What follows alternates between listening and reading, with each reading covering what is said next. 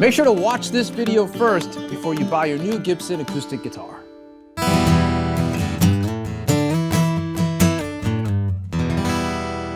So you're here because you want to buy a new Gibson acoustic guitar. Now we offer a variety of choices to support all playing styles, of course, budgets and needs. So this got me thinking, what if I was a player and I was ready to add a Gibson acoustic to my collection, or I was a brand new player and I was new to Gibson and I wanted to see what, acoustic model was right for me and if there was a signature Gibson acoustic sound. Before we look at the offerings, let's take a look at the basics and what you need to know.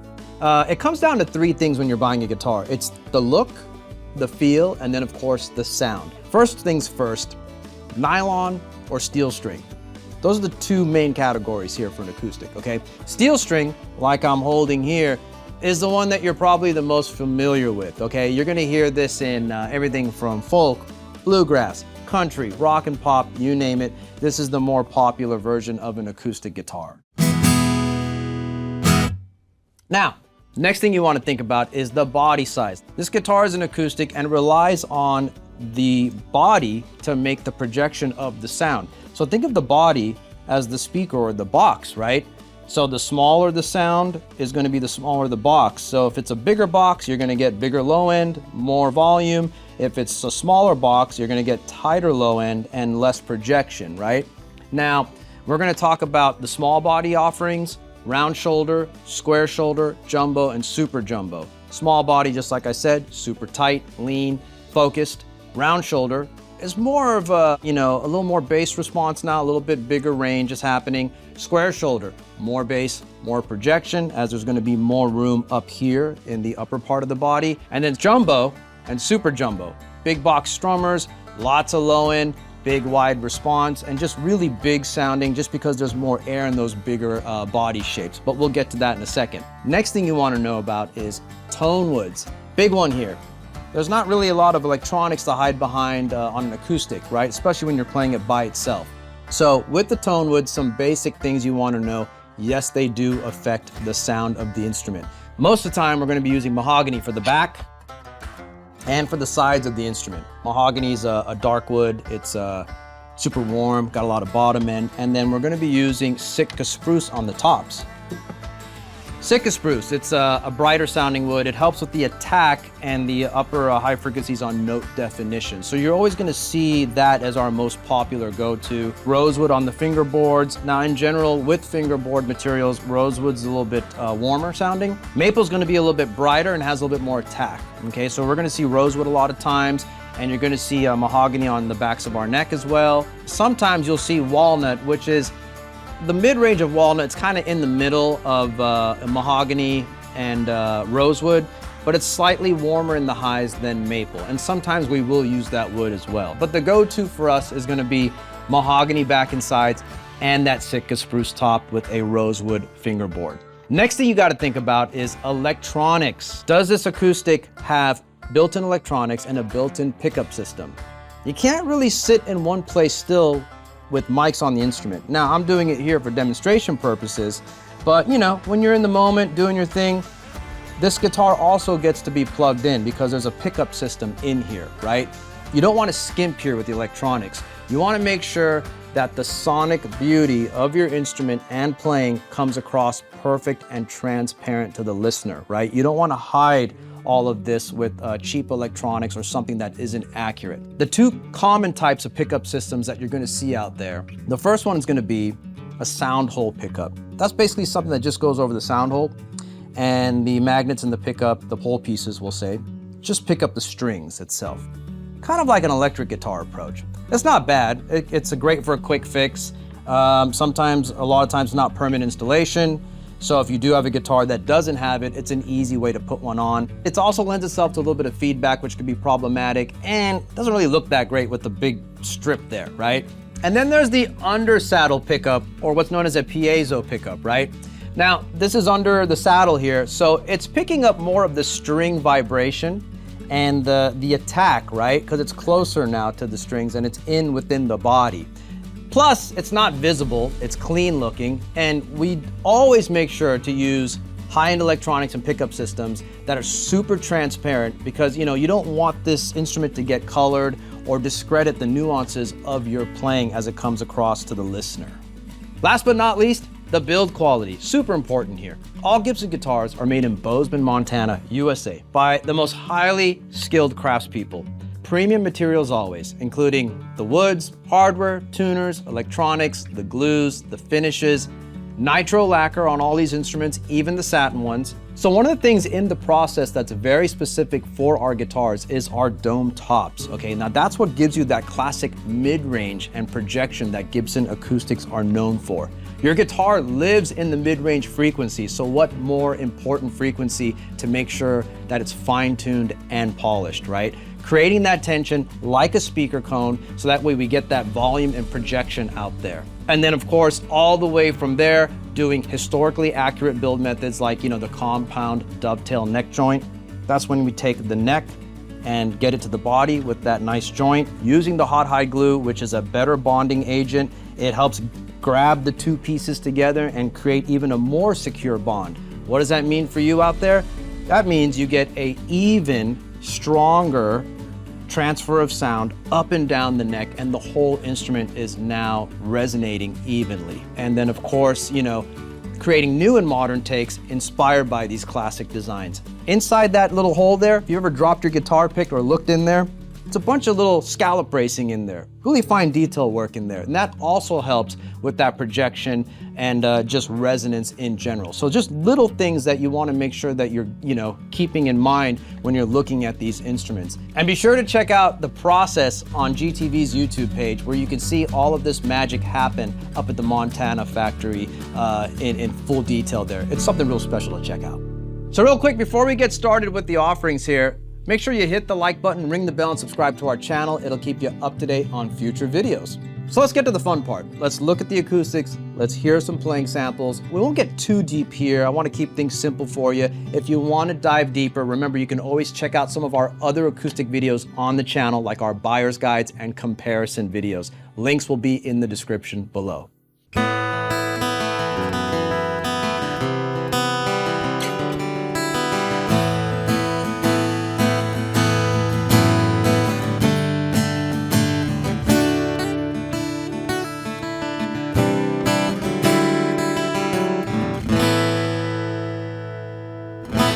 So I'm starting things off here with the LOO, okay? This is a parlor size guitar.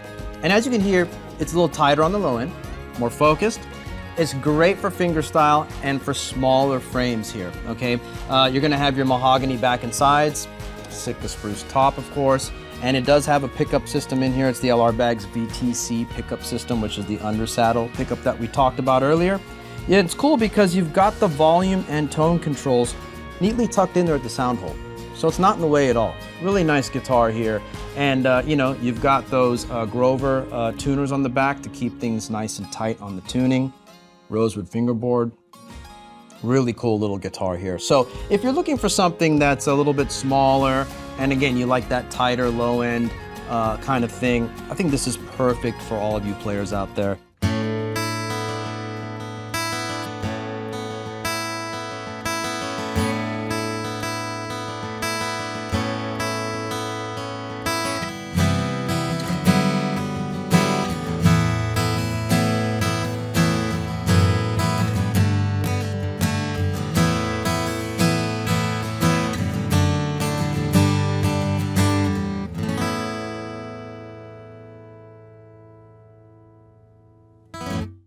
Now here I'm holding the workhorse. This is the poster child when you think of a Gibson acoustic. It gets you through all of it. It's well balanced. It's the most recorded acoustic guitar of all time. It's our best seller, okay? It's the perfect sweet spot of mid-range, bass, treble. It's in the right size. It's right in the middle there. It's gonna be great for the singer-songwriter. It's gonna be great for strumming, picking, everything in between. If you think of a Gibson acoustic guitar, you are going to be thinking about a J45. Real even and smooth on all the notes there. Now, again, this is gonna have the onboard electronics, so you're gonna have that undersaddle pickup, the LR Baggs VTC system, and of course the controls neatly tucked there out of the way. in this nice sunburst finish, and they've got the mahogany back and sides and that solid, nice, crispy Sitka spruce top on the front. So you can't go wrong with this. You've got the Grover tuners. This is the workhorse. This is the one that, you know, puts us on the map. And if you're looking for that go-to acoustic, this is it. We've got a ton of cool videos on this page as well. There's a J45 buyer's guide and a comparison video where we go all the way from our Epiphone offerings to the custom shop and even the Murphy Lab stuff. So check it out when you get a chance.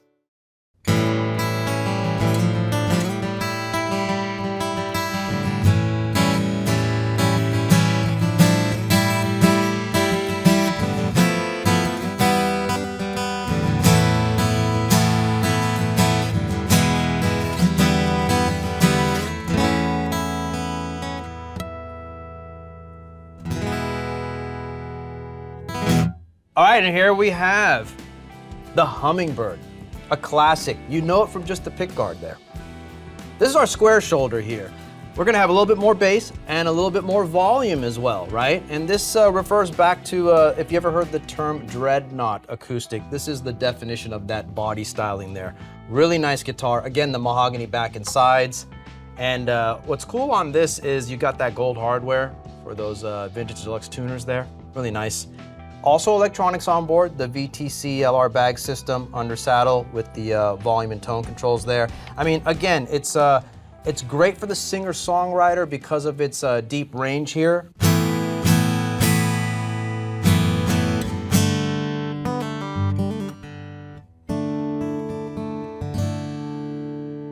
And it can get real intimate, as you can hear when you're doing some finger-style stuff. This is a staple, okay? If you want to get a little fancier than the J45, and again, you want that little bit of low-end growl and mid-range in the lows, definitely want to go with this one here. It's a classic, and it's tried and true. Now, we've got some more playing samples of this on our channel. I believe there's a faded acoustic collection, as well as going all the way up to the Murphy Lab offerings in this Hummingbird model.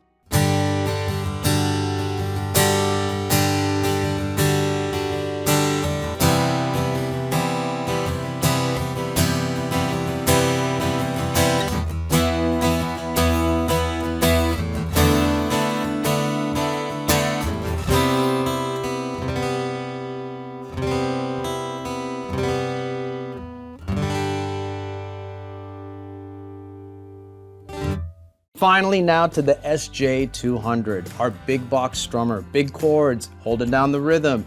You got increased low end, more projection. Now the woods are different on this guitar. We've got maple back. You can see that flame there. And then the sides, really nice.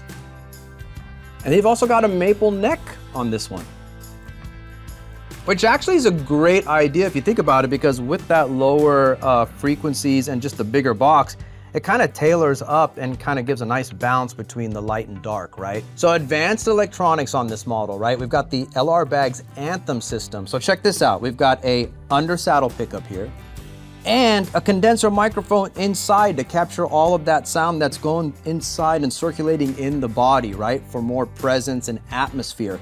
Cool thing here is with the electronics is you've got a few extra controls. You've got a phase cancellation switch, and you have a blend to blend between those two capture points. Check this out.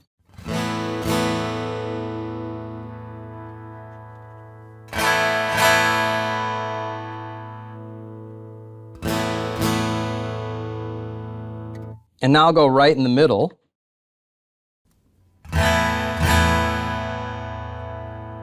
Really nice to hear those subtle differences there. So when I look at this guitar, you know, you've got those crown inlays, which are really nice. You've got the gold hardware on the back there with the Grovers.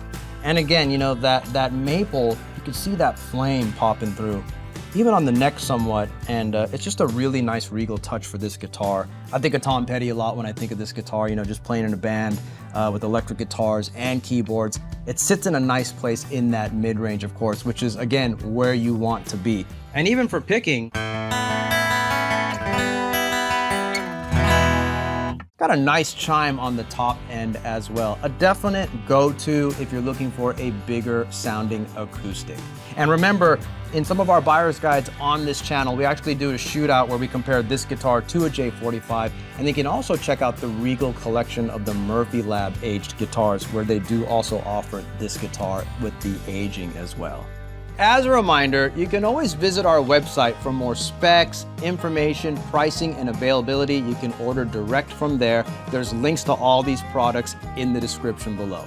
So I want to point out that we have a few different collections where you can find these guitars in, right? The modern collection. So we've taken these classic designs and added a few modern twists and turns. You can also check out the studio versions of these guitars in that collection. A little more stripped down, a little cheaper. There's also the original collection where it's a little more vintage spec. And then if you really want a one-to-one recreation of a vintage J45 or a Hummingbird, you can go to our custom shop offerings where it's real premium product there. And then you can decide from there if you want to get them aged, and you can head over to the Murphy Lab offerings where we now apply aging to those custom shop models. We do have artist models. Remember, Gibson's got an awesome artist roster. You can find some of your favorites there and their models, so you can have a little bit of that journey and share that experience with your favorite guitarist there. And last but not least, you can still be a part of the club without breaking the bank. If you're on a budget, not to worry, you gotta check out Epiphone. You're gonna see these guitars over there at a fraction of the cost with great quality as well. Gets everybody in the game. Beginner to expert, it doesn't matter. There's a place for everyone here. So in conclusion, I hope this helps all of you out there. Now you probably know which acoustic is the way to go. Leave your comments below on which one it is. Thanks for watching, and we'll see you next time.